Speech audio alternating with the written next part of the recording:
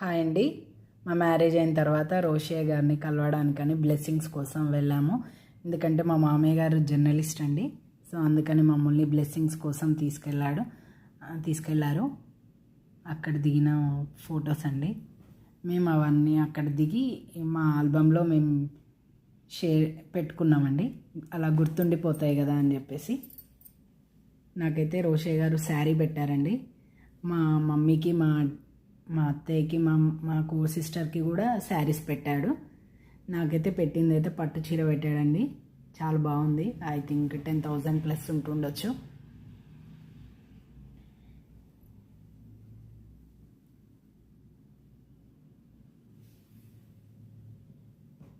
అప్పుడు తీసిన ఫొటోస్ అలా స్వీట్ మెమరీస్.